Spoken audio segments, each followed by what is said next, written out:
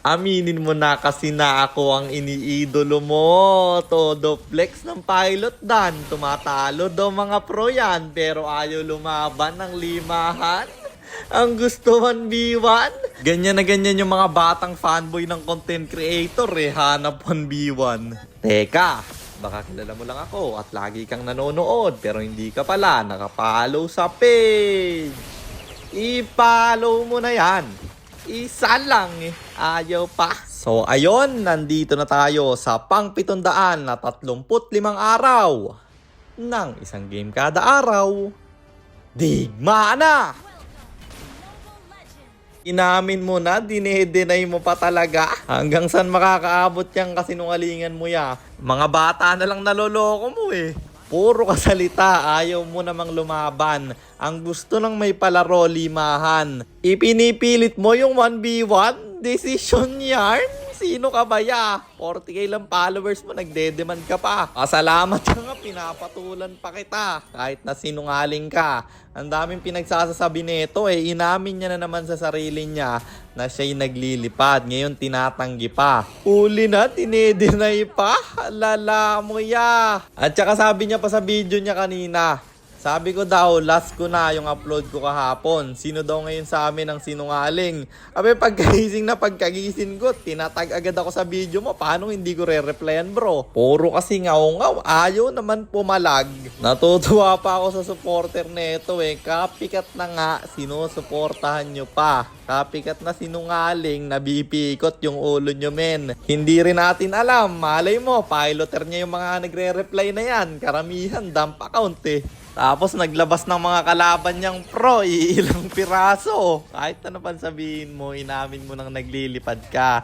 Kahit ano pang resibo ipakita mo dyan, wala nang saysayan kasi umamin ka na. Mahina rin ulo mo no? Pero yun nga, kung gusto mong matapos na yung diskusyon na to, lumaban ka na sa limahan. Papapwet yarn, kailangan pampilitin.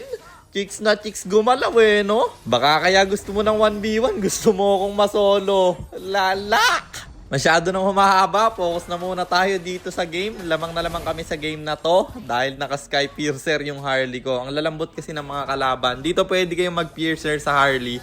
Pag ganyan lang yung mga kalaban guys, pag alam nyong food drip lang. Pero pag palo yung mga kalaban, huwag kayong magpi-piercer, di nyo magagamit yan. At bukod rin sa naka-piercer ako, pati Granger namin naka-piercer.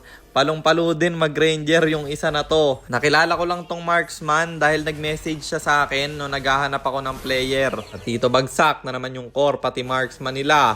Yung Gusion lalaban na naman, kakabuhay lang, patay ulit. Bala ko nga sanang i-gank yung Bruno nila pero sabi ko yung dirot na lang kasi mabibigyan yung Kadita. Sasaluhin niya yung ulti pero mabubuhay dahil may passive pa. At sa top lane naman, balak namin basagin. Siya ang ide-depensa pero mamamatay na rin siya. At yung Bruno babagsak rin. Only kills no? Pag naka-piercer yung dalawa. At syempre, babasag tayo ng torre dahil papaputukin natin yung inhibitor sa top lane. Dahil pwede nang i-lord to. 7 minutes na.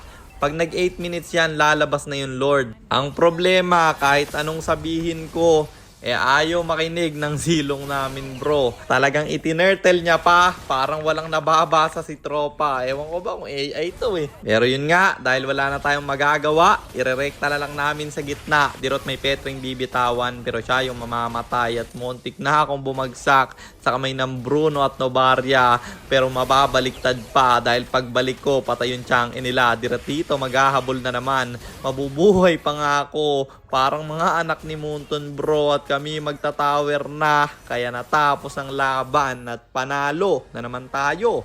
And ang standing na natin ay 625, 110, 625 wins and 110 losses. Para naman sa mga bago lang, ang ginagawa po nating content tuwing 9 PM ay 1 game per day. Trio rank game at ang goal natin sa content natin na to ay mag 100 win streak bro. Yun lang, sana meron kayo natutunan. Kung meron man pa-share lang, then after nyo i-share, mag-comment rin kayo ng pa-shoutout para ma-shoutout ko kayo sa mga next nating content. At i-comment nyo na rin ang inyong mga katanungan kasi baka malay mo sa next nating content, comment mo naman ang mapili ko. At para naman sa mga gustong magpapilot ng ML account, mag-PM lang kayo, nagre-reply ako at syempre, may bayad yon. Kahit hanggang anong rank, pwede nyo ipapilot kahit anong hero. Pwede nyo ipaspam basta may additional payment pag magpapaspam kayo ng hero. At yun lang guys, sana nag-enjoy kayo sa content natin na to. At shoutout sa iyo Cesar Caro, kay Alan Baguio, kay Jason Piad at kay Hans Dimla. Maraming salamat sa inyong suporta. Mag-iingat kayo palagi. God bless. Paalam!